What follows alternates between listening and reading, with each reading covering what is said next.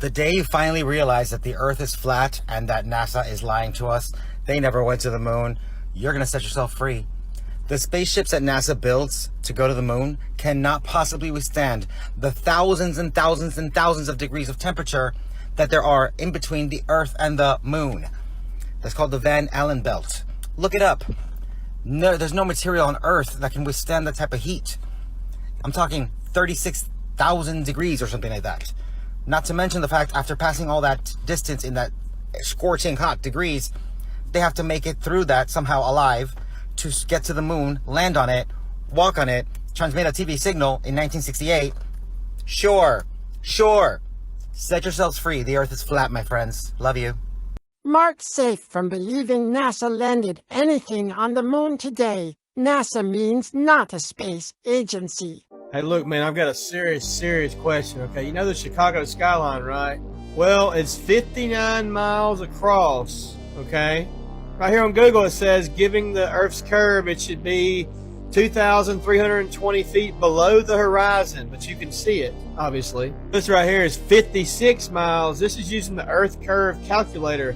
2,000 feet should be covered by the curve, yet we can still see this. You know what else is cool? That one of these NASA documents right here, I'm not going to take anything out of context, but a flat, non-rotating Earth. Y'all just go read that and see for yourselves. So the Willis Tower right there is 1,451 feet, right? And it's supposed to be 2,000 feet below sea level. So that means that it should be 500 foot above it. So how is that possible? I really would like to hear some good observations and points without all the trash talking, you know what I mean? How about we come together and figure this thing out? Ball Earth believers seem not to understand how airplanes fly. They think when an airplane fly over the flat Earth, the pilot has to be constantly steering the airplane right or left. No, this is not how an airplane flies on the flat Earth. As an example, let's look at this flight from Quito in Ecuador to Nairobi in Kenya. Both cities are right at the equator. The way it's done is like this. You trace a straight line between the two cities. This is called a great circle route. A great circle route is a straight line cutting through the latitude lines. As you can see, there's no need to be constantly steering the airplane to the right or to the left. On the other hand, if we pick the same two cities on the ball Earth, we have a problem. The pilot would have to be constantly adjusting the nose of the airplane downwards due to the curvature of the Earth. There is no other way around this since Earth curves 8 inches per mile squared. Since we know airplanes do not adjust for the curvature of the Earth, we know that the Earth is flat. Just remember, on the flat Earth you draw a straight line between the two cities and fly straight and level. On the ball Earth, the pilot has to be constantly adjusting the nose down due to the curvature of the ball Earth. Since we know airplanes do not adjust for the curvature of the Earth, we know that the Earth is flat. This is how you fly an airplane. You go from point number 1 to point number 2. You don't keep flying in circles around the North Pole. Look at Amelia Earhart's flight route around the plane. When flying due east or west, you fly straight to your destination. From there you go to the next destination. What up, fam? Real time, you're looking at light and magnetism. We got a ring magnet, putting it over this ferrule cell, and it shows you these magnetic field lines displaying a torus. So here in the middle, you're looking at the North Pole. If we were able to take this magnet and flip it on its side, we'd be able to see the North and the South Pole. Such as, and we were looking at it from a top view, seeing that North Pole. Now what I wanted to point out is in the middle of every magnetic field, there's something called a block wall. Right there, right in the middle of every magnetic field.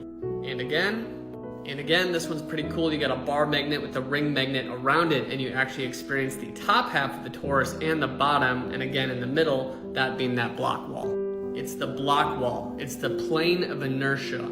It's static. It doesn't move. It's the Earth. It's where we reside, and we experience the top half of that magnetic field. Here we got a military document, propagation of electromagnetic fields over a flat Earth, specifically a dielectric plane, which is what that block wall is in the magnetic field. So if it's a globe that's curving, why are they assuming a flat Earth or a dielectric plane? So as a reminder, we live in the middle of this double torus and we experience the top half. That's why when we map out the position of the sun, it actually falls within that torus field again. We also got the ISS perfectly falling within those magnetic field lines as well.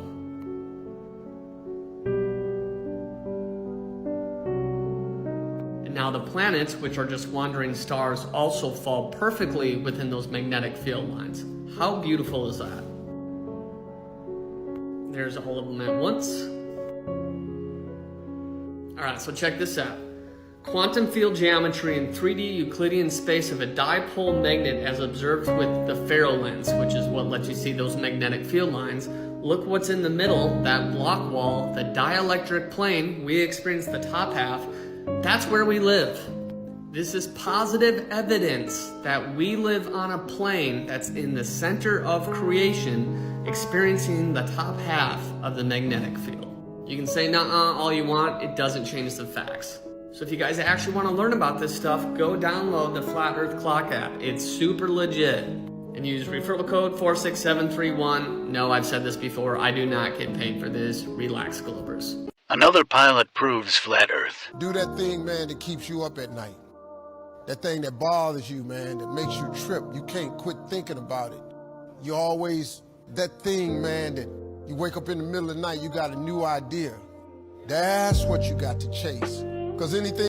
I've been researching and telling people that the Earth is not a globe for more than 3 years now. And it never ceases to amaze me the amount of people that have the response of, haven't you seen a boat disappear on the ocean? And it's the most simple experiment you can do for yourself. Anyone can do it. You take a camera with a good zoom. You might have like a Nikon. And you zoom in where you thought that boat disappeared. And it's right there. Then you can just find random spots on the horizon, way out in the ocean, miles and miles away, where the curve should make things disappear. You bring in random boats, ships. You see the whole boat. There's no curve. Never has been a curve. Water is level. The earth is flat, flat, flat. Besides the mountains and the valleys. But water's flat. Water does not curve around anything except for a waterfall. Read your Bible. It says the earth isn't a globe as well, and love everyone. Globe believers cannot provide proof that the Earth is actually traveling around the sun. No experiment can prove Earth's movement.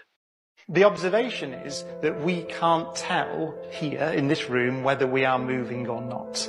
That it is not possible to conduct any experiment to tell you whether you are moving or not. No experiment you can do. We could look at the decay of a radioactive nucleus or some electricity and magnetism or bounce a ball, have a pendulum, whatever it is. And there's no experiment you can do to tell you whether you're moving or not. And there's no experiment you can do to tell you whether you're moving or not.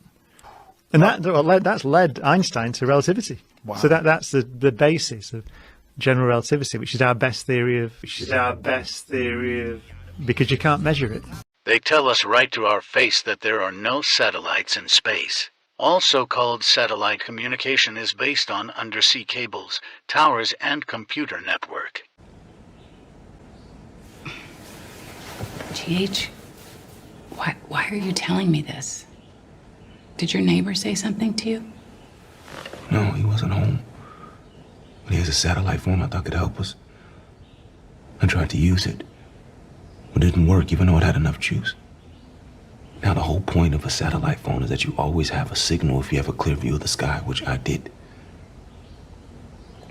The only reason why it wouldn't work is if our satellites got knocked out of commission. Our satellites. You think something happened to our satellites? The ones in space? The satellites are networked to computers down here. The satellites are networked to computers down here.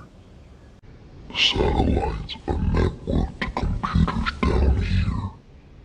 The Bible says, let God be true, but every man a liar. The Bible tells us that God cannot lie. Yet, man tells us there is no firmament. God tells us in the beginning of the Bible, there is a firmament with waters above and waters below. Man tells us that water encompasses the entire earth. Yet God tells us in the book of Job, he hath compassed the water with bounds. Says there's a boundary around the waters which keep the waters in place. Which, by the way, is why the Arctic Circle is called the Arctic Circle. There's a circle around the earth. It's almost like we're in a little island on a pond, essentially. Anyways, do you think people that call God a liar get to go to heaven? Do you think that's okay? I would take a deeper look at where we live if I was you. I have a question for you, man. You know what NASA means in the Hebrew? I do not. It means to deceive. Really? Yes, it does. To deceive. Can someone please explain this to me? So we are told that the Earth spins at 1,000 miles an hour. But check this out. So if we take a flight from California to New York and then New York back to California, science tells us that the flight from California to New York isn't longer. But you would think because the Earth is spinning 1,000 miles an hour with us going east to New York. If you don't get it, simply we would just have a hard time catching up to New York. It's simply not, because apparently gravity pulls the atmosphere with the plane perfectly with the spin of the Earth. But you guys have a serious problem going from New York back to California. That means you would be going against the spin of the Earth, meaning that the flight should be shorter. So basically, get in your plane, get in the air, and have California come to you. Like, do you see the problem here? Is that why NASA assumes in all of their documents a flat, non-rotating Earth? Like, this report documents the derivation and definition of a linear aircraft model for a rigid aircraft of constant mass flying over a flat, non-rotating Earth. Point mass of flight trajectory is strictly confined in a vertical plane on a non-rotating flat Earth. But why assume a flat, non-rotating Earth when this has been proven? I'm not buying it. Oh, this is a good one. Like, if this was truly reality, like spinning 1,000 miles an hour at the equator, chasing the sun at 500,000 miles an hour, while orbiting the sun at 67,000 miles an hour, don't you think it would be easy to prove? Not only that, prove in court? Well, I'm here today to tell you, absolutely not. This was Thompson vs. Garcia 2019 court case. So what happened here was, Zen Garcia held a contest for $5,000. Thompson sued him for $15,000 and not only lost once, but twice. In the rules to the contest, all that Zen Garcia wanted was to prove curvature of the Earth with a given radius of 3,959 miles. And the reason that Thompson lost? Because he tried to prove Earth's curvature by using a computer software. So guys, we don't want your computer software. We don't want your pretty math equations. We want some real-world experiments that prove curvature to the Earth. So again, all I'm trying to say is, if this is truly reality, I feel like it would be obvious, right? And I feel like it would be easy to prove and wouldn't lose in court if we were really on a space ball flying through space. This is the ancient Japanese depiction of Mount Meru, aka the Tree of Life. It has had many names through many cultures. In Norse it was known as Yggdrasil. In ancient Buddhism it were called Sri Meru. It is now known as the Rups Nigra, which was first described by John Dee as a 33-mile-wide magnetic black rock in a letter to Mercator. This is the real reason your compass points north, and Polaris is known as the pole star. Everything literally is energy, and you are that energy in physical form. This is the truth the globe lie hides from us. We live in the most beautiful clock ever made, and the creator of the clock hides within us all.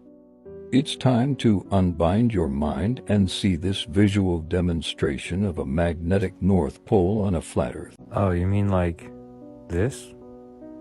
Is that what you're referring to? All the way around? Lining up with the latitudes, just like the compass? Because there's only one fixed direction to the center source of the magnetic field created by the, the source magnet, the point charge, whatever you want to call it. Strange how the equator lines up too, huh? Weird.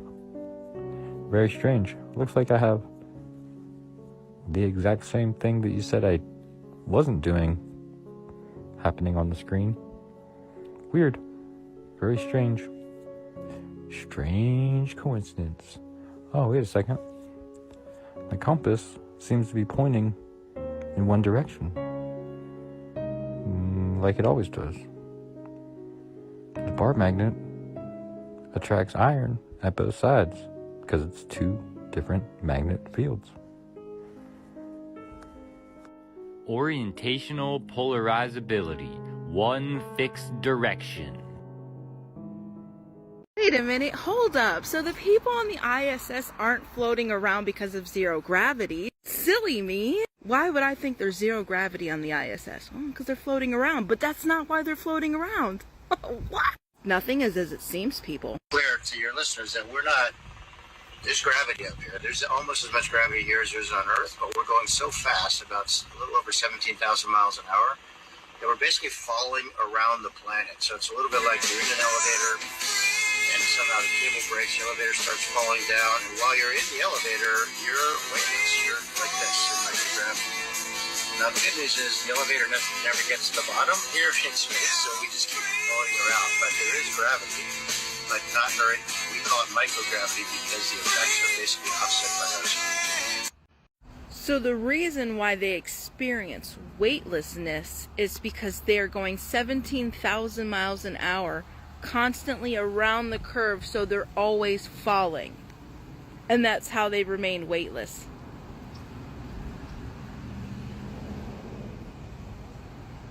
The flat Earth map dates back over 1,000 years. This map is credited to being created by a Persian astronomer. His name was Al-Biruni, and he lived between 973 AD to 1048 AD.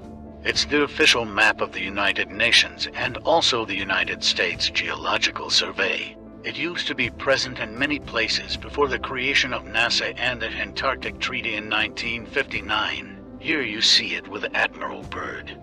This map has been restored by Dmitry from Russia with suggestions of mine, Eddie Alenkar. Known by my YouTube channel Flat Earth Banjo, I asked Dmitry to include the Bermuda Triangle and Point Nemo, a place deep in the Pacific where NASA buries rockets. Then Robert Tozzi, a professional mapmaker, came along and enhanced the map even more. There are many people now selling this map online, but if you could order it from my online store, I would greatly appreciate it. Visit my online store now and order one of the items. I humbly thank you.